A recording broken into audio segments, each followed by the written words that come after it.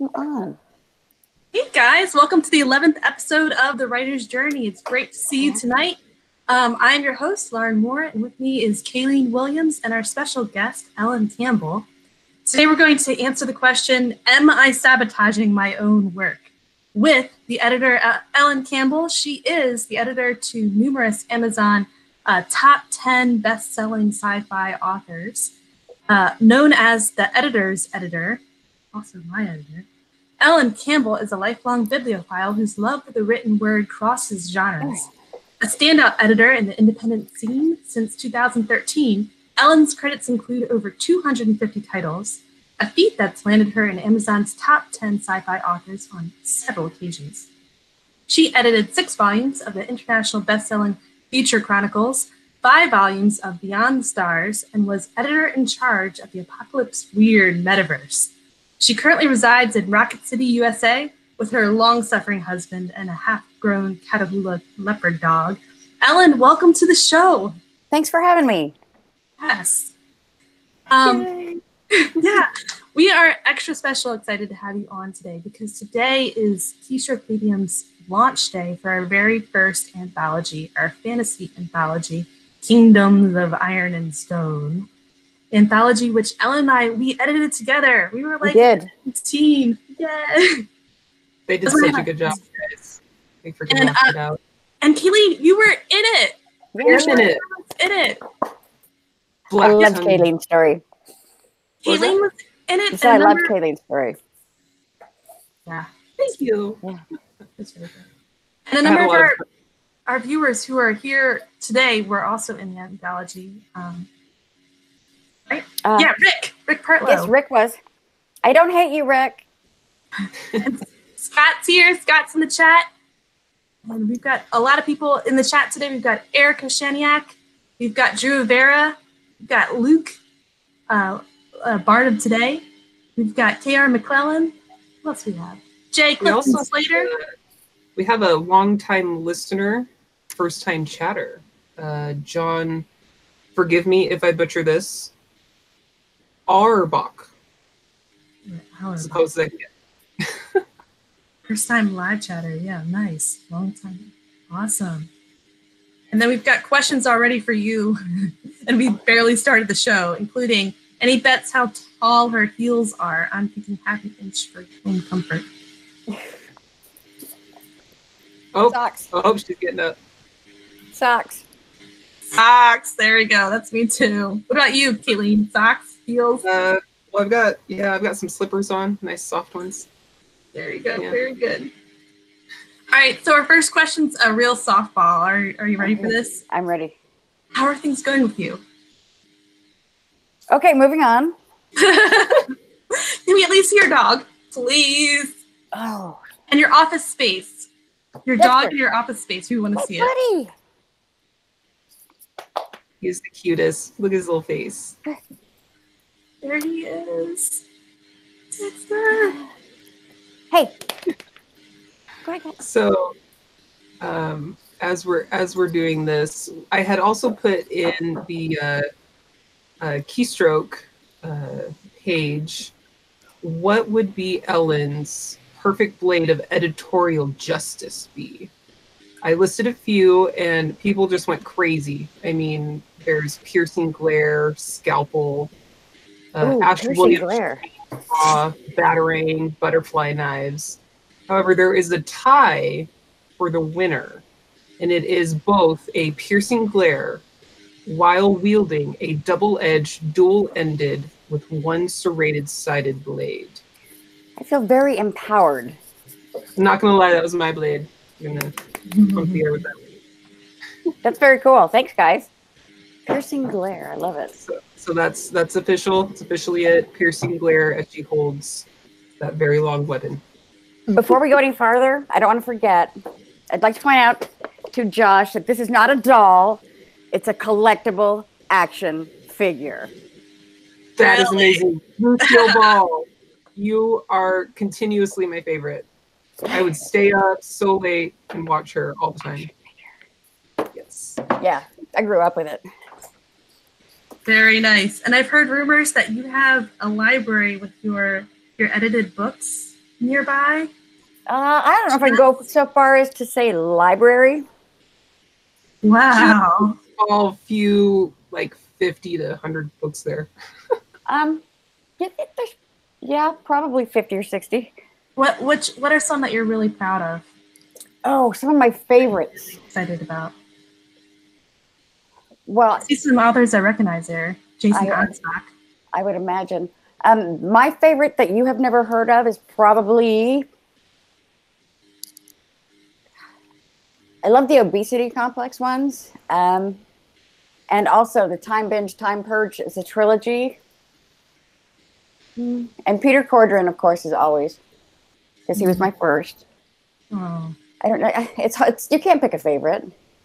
Yeah. You really can't. People in the chat say that they see their books. That is so, Yay. let's see, William Tyler Davis. I see mine. See a couple right here in front. And let's see. A.K. Lambert. Andy Lambert is right there. I think it's safe to say Ellen has edited and will continue to edit so many books. She is an absolute talent, joy to work with, despite all, I'm going to give you my piercing glare comments. I will cut you. All right. So we have a question about the anthology. So we just launched this awesome new, our first anthology, an epic fantasy anthology. And we just wanted to ask you about that experience of editing it. After reading all of those stories and fixing them up, polishing them, making them amazing, is there any advice you could give to authors who are writing their first short story or especially are contemplating submitting to an anthology?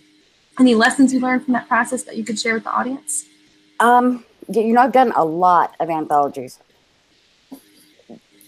The best advice that I can give you is to remember that when you're submitting to an anthology, you're competing with you don't know how many other submissions. Why would you send less than your best? Why would you submit a less than perfect work? This should be what you would send to get published in Lightspeed magazine or anywhere else. It's the same thing. So yeah, don't finish it at the deadline and send it in when other people are sending theirs to their editors before they submit. How are you going to compete? Any quick tips on how one might revise and edit their own work? Read it aloud or have somebody read it to you word for word. There are computer programs that will do it for you because your eyes cannot see what's on the page. Your eyes see what they think is on the page, what your mind thinks is on the page. You can't see your own mistakes. You just can't. That's why there's so often more than one editor involved in editing a book because you need fresh eyes. So get somebody to read it to you. All of it, every single word. Go ahead, Kaylee. That is really good advice. It really is. And have you tried Grammarly or Writing Pro? For writing it?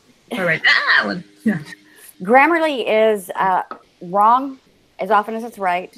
So, and premium is worse than the free. Oh, that is good to know. Yeah. So read reviews before you buy things like that. And you've got to remember these things are only a tool. If I had to pick my favorite tool, it's a program called Perfect It. When you're absolutely finally finished, you run Perfect It and it checks for inconsistent spellings. And are you hyphenating everything the same way?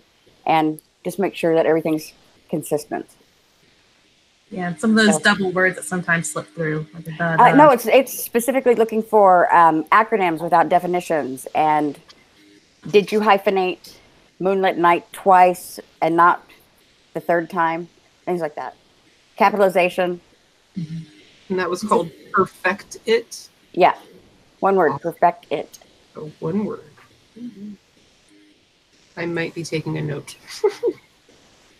All right, tonight's topic is how not to sabotage your writing. So what are some of the mistakes you see most frequently in writing that authors can avoid? Wow. The list is long. I'm sorry, but the list is long. Let's hear it. Jake Clifton Slater's got his ice cream, so we're ready to go. Yes. You didn't bring me ice cream? He didn't bring me ice cream.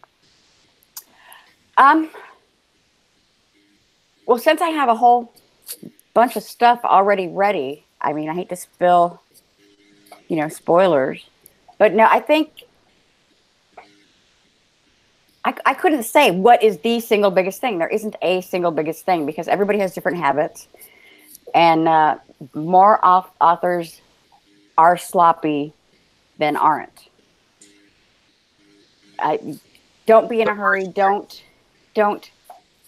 rush to get it out. It's like, oh man, I just thought of how he's going to kill that guy in the end, so let me get through this. And what just happened there? You've got this whole train wreck behind this action scene that you wrote, and you never go back to it because you're submitting your first draft anyway. So, yeah, take a little pride in your work. So would you say definitely give it a few read-throughs before submitting to your editor would be... Yeah, I would. Yeah. At least a few. The standard used to be 10. Wow, nice. Yeah. So, all right. I mean, times change and theories change and publishing changes, and everybody's in a hurry now. But so there are a lot of good arguments for not submitting your first draft. I would agree. I would wholly agree. Yeah. To not do that. Now, Ellen's taken about a month to collect writing samples from authors from the Keystroke BDM community. She's taken all of these samples and she's created a giant Franken-story document with them all together. And she's going to break them down and explain some common mistakes that she sees and how we can fix them. But first, we are going to have a word from our sponsor, and Caitlin is going to introduce us to our sponsor tonight. All right. Tonight on The Writer's Journey, it's brought to you by Jordie in Charge, a Castre World novel, Book 1, by E.A. Shanniak. Happily Ever After was within her grasp. Instead, she took a chance on love. Princess Jordie defied conventionality to chance true love, only to have her world come crashing down. In a land where women aren't expected to have opinions, she dares to rule her own destiny with her wit and sarcasm, because she'll learn to not only survive, but to thrive.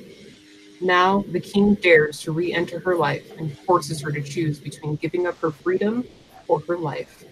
Can she have a second shot at love? You'll laugh, cry, and feel frustration with Jordie as she discovers more of who she is and love she is capable of in the first book in the Castre World Series. For fans of historical romance and the proud and determined women found in Eliza Knight's Stolen Bride series and Philippa Gregory's The Plantagenet, still messed it up, and Tudor novels, you will love this book. And I'm going to drop a link for you because it is awesome. And my mouse is not working. There we go. There it is. Boom, baby. Awesome. Thank you. So that is Erica Shanniak's book, Jordie in Charge. So now back to Ellen. Ellen, you created this wonderful document, and you're going to show us what mistakes the authors often make and how we can fix them. So take it away. Okay. Actually, I'm going to start with something really, really basic. We're going to start with punctuation. And I'm just going to say there are some punctuation marks that are popular. They're in style. They're in vogue. People use them. People are also overusing them. And we're talking about the M dash mostly. The M dash is specifically to set. Hang on, let me find it. Erica asked about this dash. Yes. Yeah, Erica. Here we go. It's not a hyphen. Never use a hyphen. Don't use a double hyphen. It's not the same thing. Okay. I see myself. There we go. There it is. Okay, it's that simple. So if you finish some dialogue and somebody is interrupted and you use the M dash, you don't actually have to say interrupted because that's what the M dash means. Yep. So that was just that. And then if anybody's interested, which you probably aren't, So that's fine. I just wanted to point that out. 2 hyphens does not an M dash make. And we're going to. So funny thing with the M dash, when I'm putting them, when I need them in my script, I do 2 little double dashes. You put 1 character at the end, you do another space, and it will automatically make it an M dash, and then you delete that extra letter. That's fine, as long as you don't publish it with the double hyphen or send it to me with the double hyphen. Okay. I do it so often now, it's automatic. And the other thing I wanted to touch on briefly was punctuation and dialogue, because frankly, most of you were doing it wrong, and I don't know why. Yes, let's fix that, please. Okay. This because it's very simple. A really quick rule of thumb is your punctuation has to be a complete sentence. With the dialogue and the tag, your punctuation is a complete sentence. So these are all punctuated correctly. And we're going to break them down for you. Yell when you think I can move it. Mm-hmm. All right. So for our audio listeners, she writes. Not yet. Go ahead. Scroll up, Ellen. Here. Yeah. Whether you use a tag, an action beat, or nothing at all, it must, with dialogue, be a complete sentence. 2 friends, let's call them Bosch and Stott, are having a conversation. Bosch said, comma, hey, what's up, Stott? Hey, Bosch, comma, Stott replied, period. Why are you here? Bosch rolled his eyes, period. Just go with it, man. You know how Ellen gets. The blood drained from Stott's face, period. Oh, crap. Is this that thing she wouldn't shut up about? He whispered, period. So I guess go ahead. Ellen, what are you trying to say with that first screen? Well, this is correct. This is punctuated correctly. This is whether you're using a dialogue tag or whether you're using action beats. This is what I'm trying to say. Bosch said, hey, what's up, Stott? 1 sentence ended by a question mark. Hey, Bosch, Stott replied. The period ends the sentence right there. So 1 sentence, 2nd sentence, why are we here? Okay, Bosch rolled his eyes. Just go with it, man. You know how Ellen gets. 2 complete sentences. A complete sentence and a complete dialogue without a tag. Yeah. Okay, complete sentence ended by a period. Oh, crap, is this that thing she wouldn't shut up about, he whispered. You do not capitalize he because he's in the middle of the sentence. Because the period ends the sentence. Does that make sense? Yeah. I've gone back and forth on that one so many times. Yeah, no. The period ends the sentence if the dialogue tag is after the dialogue. And this is some of your guys' dialogue that I corrected. Ooh. So this is from the writing samples. Only punctuation, not anything else. You can still see there are typos and some incorrect capitalizations. I just corrected the punctuation. I have the samples. Josh Hayes in the chat writes, I feel like I know these Bosch and Stott people. No, they're from Canada. That's too good. And then Scott Moon, writer, writes, that is really helpful. Oh. Okay, and this isn't really exciting, so let's This is super exciting. I know what you're thinking. Taking all the notes. We'll put it in the show notes. I had what I wanted to talk about mostly. I'm not going to lecture you guys, and I'm not going to yell and scream and tell you you're stupid. I mean, at this point in your life, if you don't know where the apostrophes go, I'm not dying on that hill. So. There are lots of YouTube videos that can explain to you how to use apostrophes. God, it's like a meme. Don't make me kill you. Okay. So what the biggest single thing that I want to talk to you about is crap filler in your writing. Whether you call it crutch words, whether you call it showing, telling, not showing, whether you call it filtering. It boils down to you're using the same handful of words to talk about everything. Yes, you too. And what I did with your submissions finally is I squished them all together. We've got one story, as Lauren said. Franken story. Yeah, Franken story. And right here, I'm just highlighting Make that real big. Really lame, boring action beat type words. Walked, stand, stood. Okay. And it ended up being about 11,000 words with close to 1,000 just had, now, once, filler words. So a tenth of the manuscript was just filler words. Yes, yeah. And it's bogging down your work. It makes it boring. It makes it sound all the same. So every single one of these submissions. Make the Word doc big. Oh, yeah, sorry. Pull that up for us, man. Let us see the juicy bits. And for our audio listeners, we apologize, but you can find us on YouTube and see it there. I was thinking, how could we make this one nice for audio?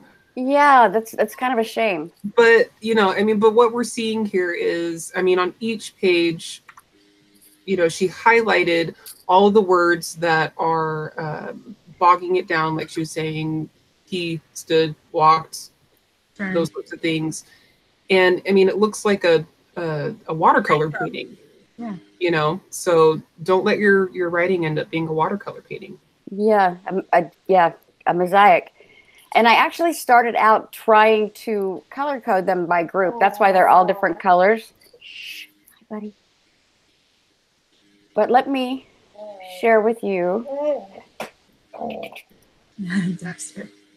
Yes, I know. Oh, Drew, I just learned something and once again reminded how I suck. You don't suck. We're all learning and growing.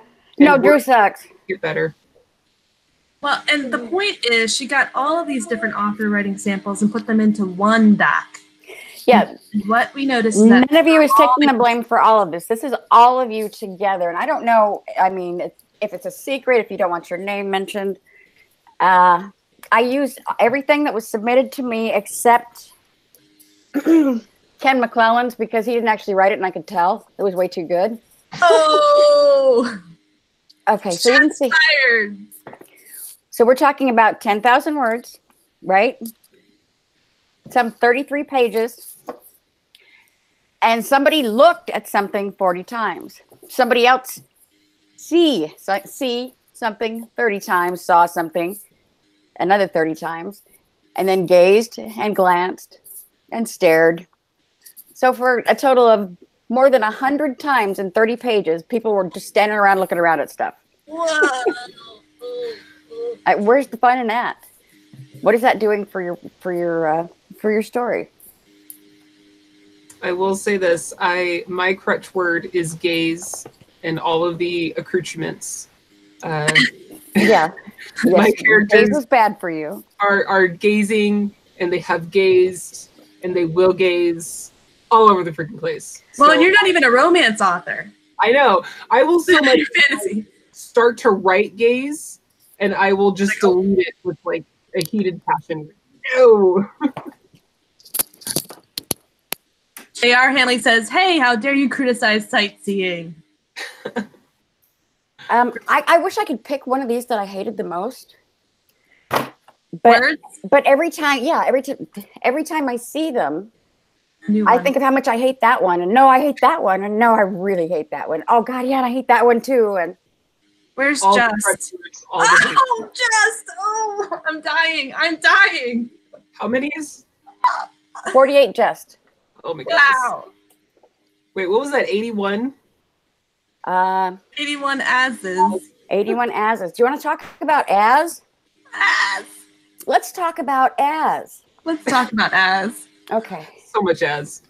As is so almost not good for anything except for making people confused. And let's take a look at why.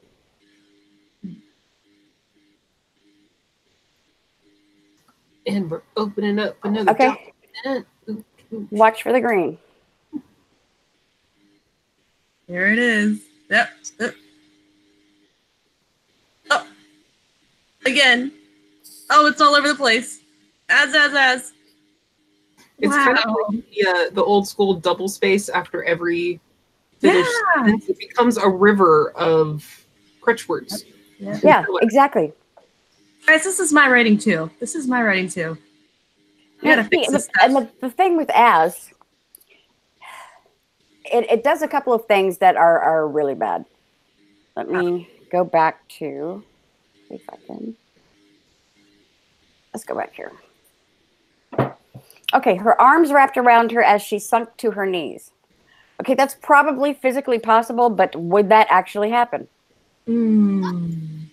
Because this says that she simultaneously wrapped her arms around herself and sunk to her knees. That is actually a little difficult. So yeah, that's not the easiest to do in the world. Maybe if your back's to a wall and you're kind of like slipping down it or something. But see, you're introducing confusion. Now here, she stood straight and tried as best she could to sound confident. That's perfectly clear, but it would be a whole lot clearer and cleaner if she stood straight and tried to sound confident. Yeah. So what was the point of that? It's just bogging down. It's fattening up and bloating that sentence with crap that you've already read. How many times in this story? 1, 2. You see what I'm saying? Yeah. So, the red that's another story. But here's an as that's okay. Do I have? Let me see. So by that tiny little comment, not all ases are bad. If they're No. properly placed. With all of these words, there's a time and a place for everything. And there's sometimes that it's going to be unavoidable to use look or sat. So don't use it up. Thusly, the amazement of editors like Ellen and Lauren, who can read through your work and be like, okay, well, these 20 others probably need to go, but this one, that one's magic. Okay, coming forward again as he fell to the floor. If you read here, he's tumbling back out of his chair and then tumbling forward again, which as he fell to the floor. Is he tumbling back? Is he tumbling forward? Okay. And here's a good example. It would start transmitting automatically as the jamming stopped. Well, no, it wouldn't. It would start transmitting automatically when the jamming stopped. So that more of a definition of word use. Yeah. Well, and you get that all the time with as, because it's implying that something happened simultaneously, or two things happened simultaneously, or the only time you really want to use as is if you're comparing. Using her hands as a guide. Okay, you're describing what she's doing with her hands. So something that I'm seeing is with a lot of these ases that you're saying are bogging it down, they're almost creating two separate instances that they're trying to cram together. Right, they're trying to be a comma splice. So it's like So right here, a search of the workbench located a flashlight. Okay, and as she clicked it on, the carbine in the locking wheel rattled. Well, what I know that you don't know is that that was a warning that somebody was coming in. So wouldn't this be more fun and exciting if this stood out instead of being tacked on as an afterthought by the word as?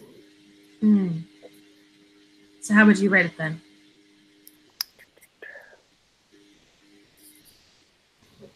A search of the workbench. Let's see what else we got.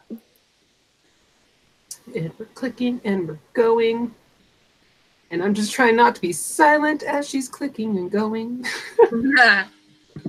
So we are getting quite a lot of stuff in the chat. Erica Shanniak, our show sponsor tonight, says, so as is bad if it's bogging down in action. And as is almost always bogging it down. Yeah. And Scott Moon adds, and if it also introduces confusion. Yes, which I also think too, having two separate thoughts that you're trying to, as you say, comma splice with the as. look at this one right here. The starfield was slowly pitching and turning as the massive ship tried to randomly alter its course away from where its attackers expected to find it. Okay, the as works there because it's doing one thing as something else is happening, but there's no urgency. It's just kind of a big bowl of words. Okay, how about the starfield pitched and slid across the view screen as the massive ship attempted evasive maneuvers? It's clean, it's quick, it's urgent. Yeah, and one way to come up with a sentence like that Ellen came up with is to look at your original sentence and to start with the was or the were and ask yourself, how can I rewrite this sentence without was or were? And that will take you quickly to pitched and slid. So, well, I took pitched and slid from hers. Mm-hmm. And what I did was pull out the slowly and pull out the as and substitute evasive maneuvers for randomly alter its course. Mm-hmm. So would you also say in that particular sentence, since you took out the slowly, you know, a lot of what readers are doing when they're reading, you know, they have a picture that's blooming in their mind. And if there's too many words giving suggestions, it can bog down their own read through of it. Yeah, absolutely. I saw Larry Niven and Greg Benbow having a discussion about you're doing your readers a disservice if you have to blast by blast describe everything that happened in a starship battle, because their imagination is better than anything you're going to be able to write down. So they can decide if it's slow or fast. The battle raged. They know what they see. You don't need to fill in all of the blanks. Broad brushstrokes and then let their imagination Exactly. colors. Exactly. Let's see what else we have going on in here. Yeah, that concise wording, strong action verbs, cutting out these extra words that really aren't needed, like was, were, as we talked about a lot. And again, just. I'm sorry, what? Just. Oh God, you could eliminate just entirely. Just never write just, ever, and it wouldn't change your story, except to make it better. Okay. Josh is telling us broad strokes on the as trying not to say the way he wants me to say it. Okay, let's see.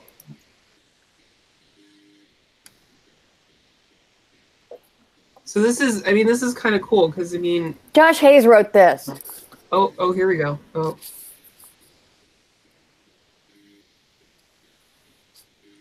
I can't read it. It won't let me stay stuck on her screen for me. Talon stepped back around the building as the smoke cleared and watched the workers continue to fight the fire as it spread across the grass away from the warehouse.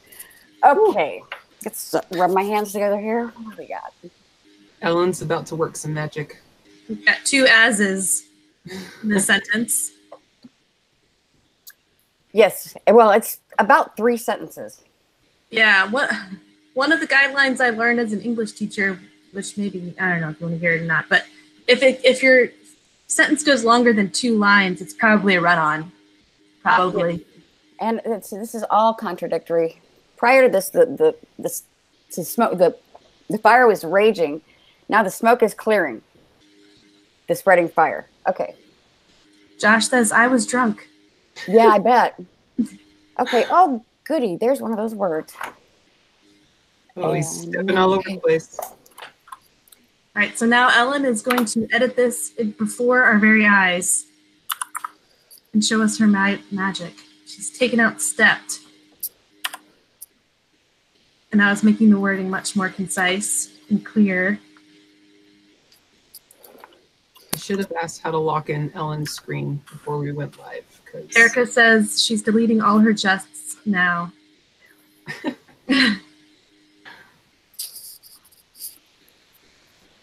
Talon backed around a building. Ooh, call me. Now that I'm reading the chat, I'm seeing all of the shenanigans that are ongoing. As Ellen works her magic. And something I know that you don't is that they are minors. So our first sentence, if I could make Ellen's screen be my only screen, I could read it. I can't. No, don't do that. Oh, what did I do? Bill Frisbee says, I seem to recall that Pro Writing Aid has a custom tool that lets you identify specific words for termination. I believe that's true. I haven't used much of Pro Writing Aid, although I have it. I know they have a lot of options and different ways that you can use it, and a lot of people have, specific things that they want targeted for their writing in particular. Every time I upload a document to Pro Writing Aid, while I'm waiting for it to load and load and load and load and load, I'm just like, I'm just gonna read this manuscript over a second time. That's all right. Like, I could have already been halfway through this. Yeah. I'll let my human eyes run over this manuscript again and fix it myself. Oh my goodness, John Evans creating epic proportions of shenanigans. Justin, the Justicare from the halls of justice, just had to arrest Justinian, the bad guy. Yeah, I read it. I read it aloud. John, I will cut you. He's already rushed to bed. He says, I will rush to bed before Ellen sees that, and he's gone. Oh, that's okay. I'll see him in Vegas. Ooh. Shots fired. So what Ellen's done is she's cut out a lot of words. The words that remain, she's made them more precise. She's taken out more general, vague nouns and verbs and replaced them with more specific ones. Nobody stepped anywhere. Nobody watched anything. Nobody continued anything. So no turning was involved. And no turning, no facing, no looking, no staring. A good day's work. So what do we have? Read us the final product. So we've got Talon backed around a building away from the smoke. The miners beat the raging fire away from the warehouse and the complex and into the grassy foothills. Nice. Which this is all stuff you would have known if you had read the rest of it, which I did. So I'm not going to lie, that makes a lot more sense. Sorry, Josh, from the first one. Yeah. No, he needs to apologize to me. We're just going to keep that. I like this because I get a clear sense of the setting from that and the action of the story in the setting. Like I can see it all happening very clearly. Okay, let's do this.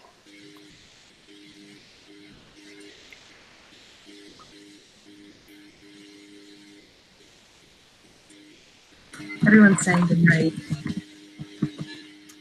I think the This epicness... is boring. The epicness is over. It's not boring. I am loving this. I'm still trying to figure out how to make your screen permanent to my screen so I can actually see what you're saying, so I can comment as you're doing it. And it's frustrating because I don't know how to do that. Can you click on her name and then it kind of on her Ellen? And then It's that simple this whole time. I just had to click on Ellen's face. Okay. Okay. So this is really nice. So what we started out with, Talon stepped back around the building as the smoke cleared and watched the workers continue to fight the fire as it spread across the grass away from the warehouse. This is very wordy and mouthy, and she broke it into two easier digestible chunks for a better understanding of what's happening. So instead of Talon stepped back around the building, Talon backed around the building, away from the smoke. Okay, so basically what I did was I took out this list. This huge list that she's showing us of pause, saw, stare, watch, hear, halt, stop, lay, laid, start, begin, began. And the problem, I think that we're not, we're going so fast through so much stuff that I think maybe the point is being lost that this is boring. This is boring. Everybody that reads this has read this 100 times before. Can you tell who wrote this? If you didn't write it, could you name the author of this? Because it's generic. It's bland. I actually have one that's rather schizophrenic, which is kind of cool, I guess. Let's see. This is where you rely too heavily on these common words. It becomes, our writing becomes more generic. Yeah, exactly. Because everybody's using the same words. Here we go.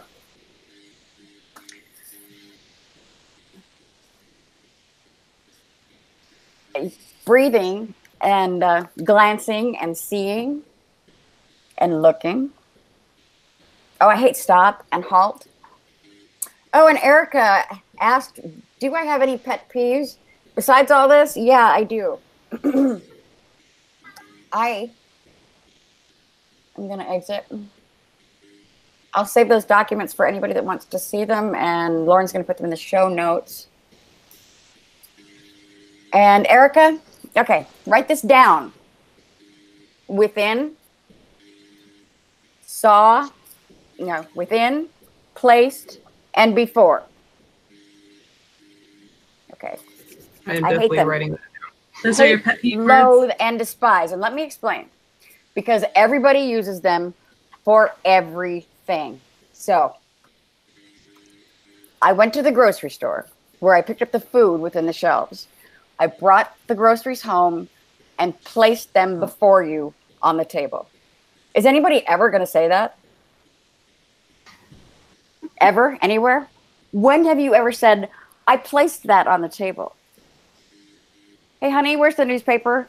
I placed it on your nightstand. Where are the car keys? I placed them up your... You just don't. Nobody says it. But when you place something, it's you're setting something down with reverence, with a purpose, because it's something special. I placed my mother's ashes on the mantle. That makes a lot of sense. And within, I mean, how pretentious is that? I found the shelf. I found the book within the shelf, or I found. I mean, who says that? And before, not time before, although that's kind of lame too. But I laid it before you. I placed the groceries before you.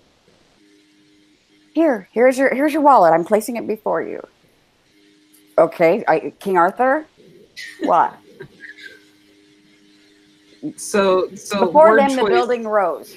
Great, it's the post office. Word choice also has a lot to do with tone as well, because you have I placed the newspaper. I placed my mother's ashes. Place resonates. A stronger emotion. Placed implies that you're doing something with reverence. Do you revere the cheeseburger, or do you revere your mother? Words have meanings, shadings, and nuance. Some words are appropriate in some situations and some aren't. And if it sounds pretentious when you read it aloud, it probably is. So if you wouldn't say it, don't write it. So if you find yourself relying on a lot of the same words over and over and over again, first, how do you identify it, that that's a problem in those words or your crutch words? And then second, what do you do about it? This kind of summarizes all that you've been saying, but start with my list. You can make your own list. Read somebody else's book, and watch for it. Watch for stand, stood, look, stare. How many times can you talk about somebody looking at somebody else? And I get that you're trying to space out and flesh out your dialogue because you don't know how to write a dialogue tag, or you haven't figured out what works for a dialogue tag, or when you don't need a tag or a beat. So, hi, Mary, he said. She looked at him. She looked down. She looked away. Hey, let's look at this. Ooh, we're gonna get some more goodies. I'm thinking. Loving the goodies. Okay. Wheeler's gaze returned to the table in front of him, and Scott waited for the man to look up. When he did, Scott added softly, "Wheel, I'm sorry, but you know the rules." And once more, Scott admonished, "Besides, if it was someone else, you wouldn't do it. Silence filled the room, waiting for something to happen until Scott asked again, right? Scott was not going to back down, and he asked, Will? Scott paused and asked again, please tell me what on earth is the point of that? Scott paused and asked again. That has no business being in there. Wheeler sheepishly moved his eyes up to look at Scott without lifting his head. Do you see what I'm saying? Right, so unnecessary descriptions? They're unnecessary. Or they're dialogue boring. tags. I'm trying to get the proper terminology. Some people are going to tell you it's telling and not showing. Other people will say it's unnecessary stage direction. Redundant. Yeah. What it boils down to is what it is it's boring. It's dragging your work down, making it sound like everybody else's, and it's not adding anything to your story at all. How does that advance your story? I'm looking at Kayleen. How does that advance my argument right now, if I say that? You already know you're looking at her. Right. So and everybody assumes that since I'm talking to her, I'm looking at her. You see what I'm saying? If it goes without saying, don't say it. So once you establish a conversation, right, you know, in your mind, you already see these two characters. You know they're looking at each other. You're more interested in what they have to say to each other. Yeah. And if you need to insert an action beat, unless it's something that really needs to happen, like this is definitely going to change the pace of the story or the action of what these two characters are doing. They're no longer going to be standing staring at each other because a rabid dog came into the room. Or people looking out the window. Oh my gosh. Yeah. Or staring. Yeah, all of that. Unless it's germane, don't mention it. Scott Moon says stage directing. So we've just got too much stage directing happening in the story, and it's not necessary to cut. Whether you call it filtering, whether you call it telling and not showing, whether you call it stage direction, because there's a lot of overlap in these categories. All it is clutter. It's clutter. You just wrote an episode of Hoarders. Congratulations. Writers, Hoarders edition. Yeah, exactly. Yeah. All right. Besides unnecessary details, repeated ideas, redundant information, stage directing, filtering, what are some other common mistakes that you see authors making in writing that can be easily fixed? That can be easily fixed.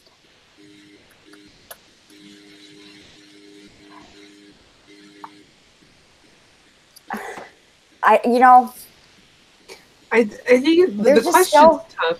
The question is tough. The topic is broad, and none of this is easy ever for anybody. Everybody works hard. Everybody loves their words, and some people learn faster than others. And you can get so buried in technique and how to and whose class and what book. The best thing that you can do for yourself is, I keep coming back to read it aloud. Get a good editor. Listen to your editor. Get a good editor. Listen to your editor. Don't send them a first draft unless you're having a developmental edit. So. And I'm sorry, Lauren. I'm probably not even then. No, not then. Not then. Yeah. No. So one thing that I have, I do know that you use you in the Word program. There's an option to look up a specific word. So let's just go back to as. And I remember you saying, make sure you put a space in front of it. Oh, when you're searching for as. Yes. If you're searching for a word that's commonly in other words like return or just it can be justice or that's unlikely. Something it happens though. Yeah. No, for as you definitely want a space on both sides because as can be in the middle, at the beginning, whatever, and you'll get a whole different count if you don't put a space on it. So I bring that up because if for authors out there, if you can create a list of these things to watch out for, looked, sat, placed, as, just, there's an option in the Word document, if that's what you're using, To find to it, yeah. look those up, find them, and to see just how many are in your document Yeah. itself. And if you see it's a 10,000 word document and you have 100 of them, Yeah. you should definitely go through, highlight all of those, and figure out a different way not to use that word. Exactly. And you should do that with all of your lazy kind of filler. Let me get back to the action from this dialogue that I hate writing words. And The quick and the easy. and that list that you gave us that looks like an Excel sheet, would you call those your list of lazy words? Lazy words, yeah. Lazy words filler. We'll definitely get that in the show notes, and we'll title it Ellen's list of lazy words and filler. I just call it crutch word frequency count. But people do get crutch words that aside from lazy action beats. So, I mean, that happens too. I know a guy that cannot help but put subtle in his book like 46 times every time. And I keep having to take it out. That's not subtle, I'm not dude. gonna lie. My near future anthology that I'm writing, I've had to stop myself a number of times from using gaze. I'm like, oh God, there it goes again. Yeah. Yeah. Does anybody think it? Does anybody say it? And circumstances alter cases. And if you're a fantasy writer, I apologize if I offended you with before and within. Sorry, we're cool. But yeah, strive to avoid repetition. Strive for clarity. Write good words. Always. And an editor can always help you to make your words better. I love the editing process, me personally, because I have this statue that I've chiseled out to create this magnificent piece of art. And, I know it's not polished yet. I know it hasn't gotten those last final grains of sanding and whatnot. And you send it off to the editor, and they really put the polish and the shine on it. It's like, don't discount, the importance of the editor. Because at that point, I've read my stuff like 100 times. I send it to Lauren, I send it to Ellen. They see a million things that I just couldn't see anymore. And like with my first story, like Lauren was saying before, she was surprised. She's like, I don't know where you came up with this story based off my comments from the one that you sent. And it's like, well, you saw something that I didn't think about. So now that was in my head. So now I'm able to take that and what I've already written, the theme, the tone, most of the characters were still the same. It just took a tiny little tweak. And I think it was a lot stronger. And you get it to Ellen, and a lot of the sentence structure, she would take out, half the sentence. She would take out 2 sentences. There was one part in particular, she took out 2 whole sentences. And I reread it, and I'm like, you know what? Those 2 sentences are incredibly repetitive to what's happening in the overall scene. That was a really smart deletion, because it bogged down the story that way. Mm-hmm. And at that point, those are things that you just can't see, after having read it 10, 20, 30, 100 times. The editor can see that because they have, as Ellen was saying, fresh eyes. Right. And if you can't afford an editor, one idea I've seen some authors do is they'll find another author who is a good writer and is in a similar position that they cannot afford an author, and they do a manuscript swap. Yeah. Just getting someone else to read your manuscript, and then, they can give you feedback and grammar and all that, but really, even the grammar fixes are not as important as outside feedback on your story. Yeah. And on your storytelling, on your narrative, on narration, your prose. Are your characters' voices consistent? Do they have a strong and unique voice? And is that consistent throughout the book? Can you tell the characters apart just based on the way they sound in the dialogue? All that stuff is really hard for the author themselves to pick up on. Yeah. And to know what alternatives there are. But immediately, an outside pair of eyes can see that, especially if they're another author.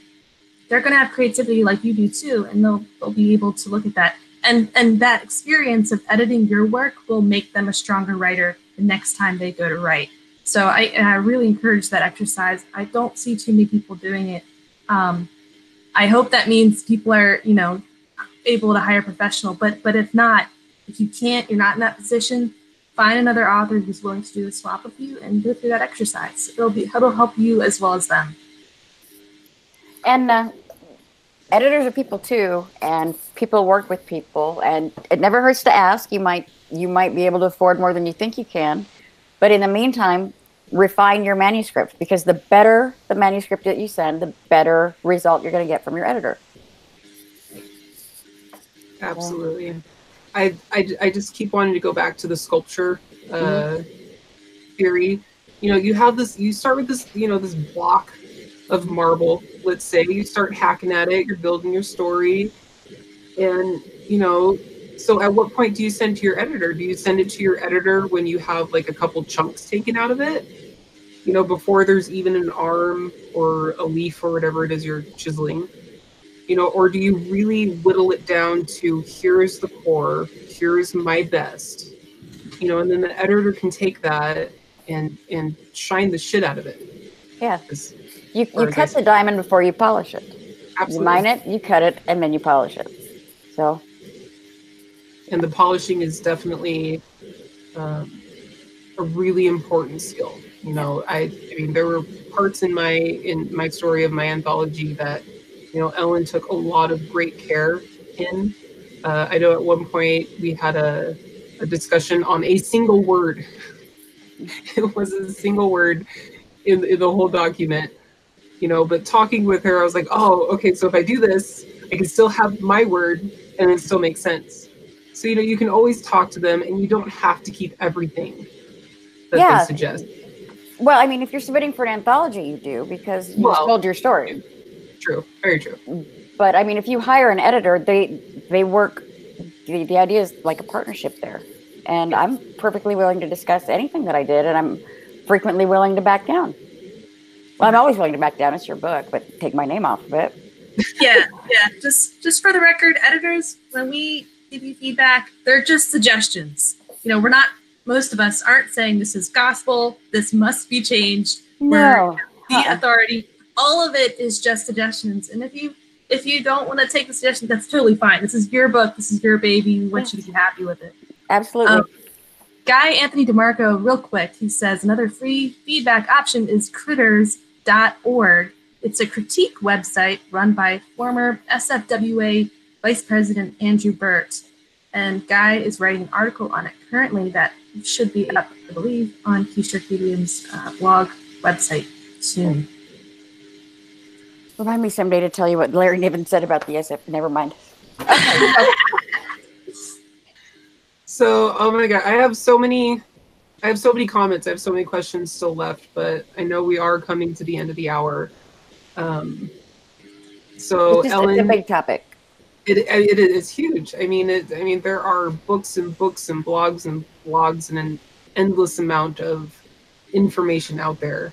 So you, Ellen, are a giant vessel of information. So could you let our viewers and listeners know where they can find you?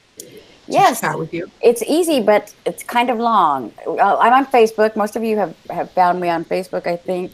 My website is my email is ellen@ellencampbelledits.com.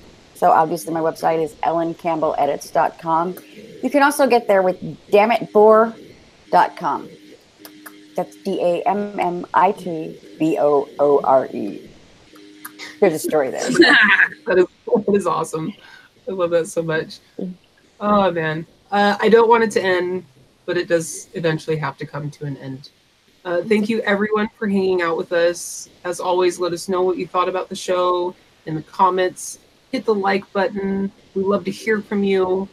And for Lauren Moore, I am Kayleen Williams. Thank you for joining us on your writer's journey.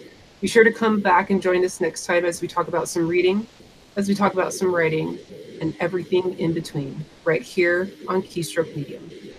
Night. Good night, guys.